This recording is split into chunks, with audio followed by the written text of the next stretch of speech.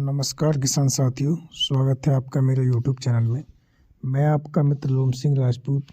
किसान साथियों, आज आपके लिए मैं आलू की खेती पर कुछ ज़रूरी जानकारियां दे रहा हूं। तो किसान साथियों, जैसा कि आपको पता है कि आलू की फसल के लिए लगभग जो है 80 से 90 दिन होने को जा रहे हैं। कहीं कहीं 80 दिन की फसल हो चुकी है, कहीं 70 दिन की, कहीं 75 दिन की। तो बात करें तो अभी कम से कम 1 महीना तक या 20 दिन तक खेत में बेल आपकी जो है वो हरी भरी रहनी चाहिए, तब आपकी फसल अच्छी पैदावार दे पाएगी। तो किसान साथियों, आज मैं घूमने गया था और मैं रोज़ाना जाता ही हूँ, तो पिछले कुछ दिनों से देख रहा हूँ कि खेतों में जो फसल है वो ज़्यादातर पीली पीली पड़ने लगी है और उस पर पीले और कत्थई रंग के काले काले कुछ धब्बे बेल पे दिखने लगे हैं। और कुछ खेतों में ऐसा देखने को मिला है कि काफ़ी मात्रा में बेल उनकी गिरने लगी है और बेल खराब होने लगी है।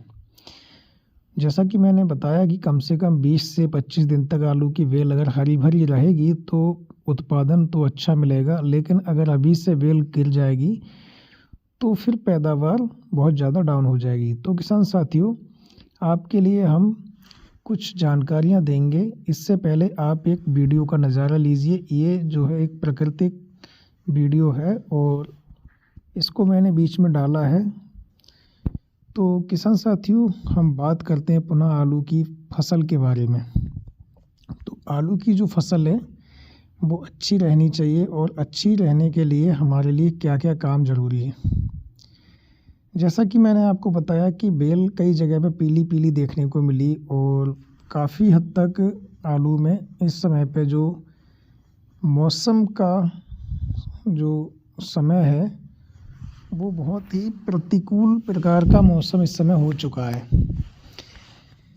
क्योंकि पूरे दिन कोहरा रहता है और फिर पाला भी पड़ता है। इस तरह से काफ़ी हद तक फसलों पर नुकसान भी हो रहा है पाले की वजह से। ऐसे में क्या है कि ब्लाइट की समस्या आलू की फसल में देखने को मिल रही है। अब ब्लाइट क्या है? ब्लाइट किसान भाइयों 2 प्रकार का होता है आलू की फसल में। एक तो आपका अर्ली ब्लाइट आता है जिसको हम कहते हैं अगेती झुलसा, और एक आपका पछेती झुलसा आता है जिससे कहते हैं हम लेट ब्लाइट।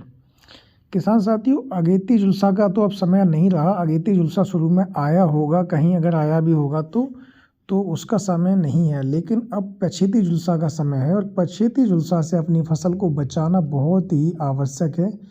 अगर 1 दिन का समय भी अगर डिले हो जाता है तो पछेती झुलसा से फसलों में बहुत ज़्यादा नुकसान हो जाता है।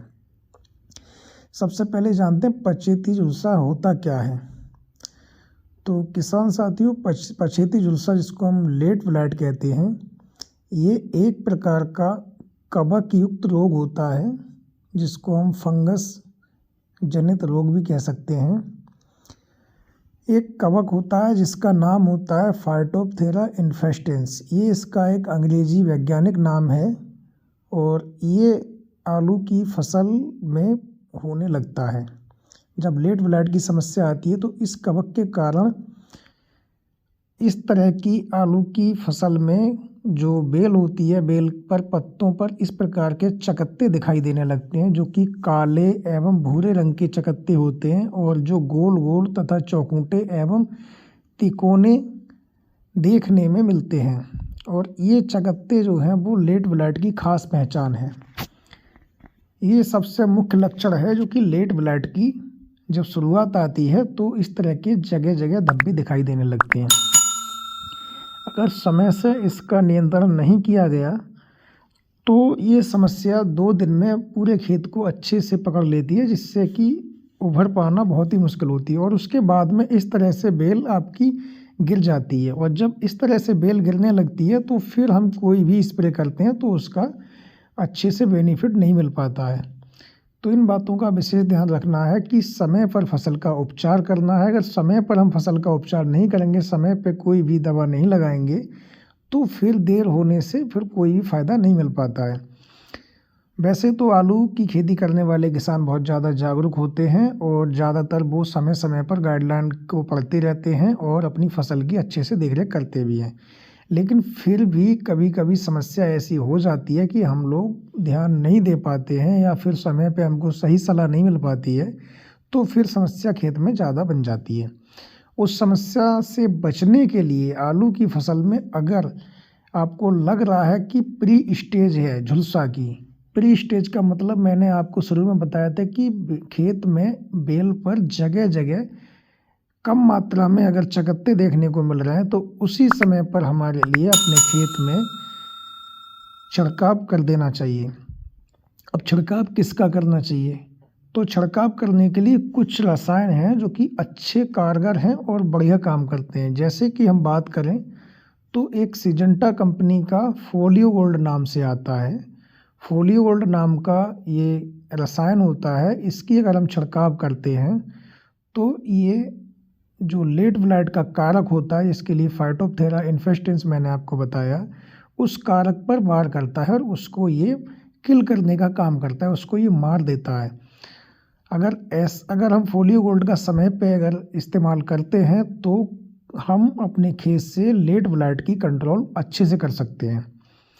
किसान साथियों, अगर फोलियो गोल्ड उपलब्ध नहीं है तो हम क्या कर सकते हैं? तो जैसा कि मैंने आपको पहले भी वीडियो में बताया है, पुनः आपको बता रहा हूँ, स्ट्रेप्टोसाइक्लिन और उसके साथ में कॉपर ऑक्सीक्लोराइड। कॉपर ऑक्सीक्लोराइड के लिए 3 ग्राम प्रति लीटर पानी के हिसाब से, और स्ट्रेप्टोसाइक्लिन का जो पाउच है आपका 5 ग्राम का पाउच आता है, उस पाउच के लिए एक पाउच को 15 लीटर की टंकी में और कॉपर ऑक्सीक्लोराइड, इन दोनों को मिश्रित करके और इसका हमारे लिए छिड़काव करना है। किसान साथियों, इसके साथ में हम एक कॉन्टैक्ट फंजीसाइड भी ले सकते हैं जिसमें कि हमारा मैंकोजेब पड़ा होता है। कोशिश करें कि मैंकोजेब और कार्बेंडाजिम दोनों मिक्स वाला लें, जिससे कि हमारा साफ या कोई और कंपनी का आता है जिसमें कि अच्छी मात्रा में हमारे जो सिस्टमेटिक और कॉन्टैक्ट दोनों फंजीसाइड पाए जाते हैं, इसका हम छिड़काव कर सकते हैं। पर बेहतर ये है कि हम अगर फोलियो गोल्ड लेंगे तो अच्छा फ़ायदा मिलेगा। फिर किसान साथियों, हमारी फसल को ब्लाइट से कंट्रोल करने के लगभग 1 हफ्ते बाद खेत में हम सिजेंटा कंपनी की कल्टार आती है, कल्टार का हम छिड़काव कर दें, जिससे कि हमारी जो वेल है वो अच्छे से फिर हरी भरी बनी रहेगी और नई शाखाएं कुछ वेल में आनी प्रारंभ हो जाएंगी, जिससे कि हमारी जो फसल है उसका तना या जो कंद बन रहा है वो अच्छी मात्रा में फूलता रहेगा। और इसके बाद में जब फसल हमारी लगभग 90 दिन की हो जाए, उस समय पे हमको NPK 0050, NPK इसलिए नाम ले रहा हूँ क्योंकि ग्रेड इसका 0050 है, तो 0050 का हम छिड़काव करते हैं। 0050 में नाइट्रोजन और फास्फोरस नहीं पाया जाता है, सिर्फ इसमें पोटास पाई जाती है, तो इसका हम छिड़काव करते हैं। तो आलू का जो कंद है उसका आकार बढ़ता है और आलू का जो आकार है वो एक प्रकार से नियंत्रित रूप से बढ़ता है, अनियंत्रित होकर नहीं बढ़ता है। अनियंत्रित का मतलब ये है कि निराकार रूप में आलू नहीं बढ़ता है, एक सही सुडौल आकार उसका मिलता है, जिससे कि एक अच्छा गुणवत्ता युक्त आलू प्राप्त होता है और आपके लिए उसका रेट भी अच्छा मिलता है। तो किसान साथियों, इस तरह से हम अपनी फसल की अच्छे से देखभाल कर सकते हैं और हमें अच्छे से अपनी फसल की देखभाल करने के लिए समय समय पर खेतों का अच्छे से निरीक्षण करते रहना चाहिए। तो किसान साथियों, मैंने आपके लिए लेट ब्लाइट से संबंधित कुछ जानकारियां दी जो कि आप लोगों को अच्छी लगी होंगी और समझ में आई होगी। मैं आशा करता हूं कि आपको वीडियो अच्छी लगी होगी और मैं इसी तरह से आपको समय समय पर जानकारी वर्धक वीडियो बनाकर देता रहूँगा, जिसके लिए आप देखते रहें और देखकर अपनी समस्याओं का समाधान करते रहें। किसान साथियों, आज की वीडियो में मैं आपसे विदा लेता हूं। अगली वीडियो में हम आपसे फिर मिलेंगे, तब तक के लिए हम आपसे इजाज़त चाहते हैं। और किसान साथियों, व्यूज़ बहुत कम आ रहे हैं वीडियो पर, तो आप लोगों से अनुरोध है कि कृपया सभी वीडियो को देखा करें और वीडियो पूरी देखा करें, जिससे कि आपकी मौजूदगी हमको पता चलती रहे और हमको ये लगे कि आप लोग हमारी वीडियो को देख रहे हैं।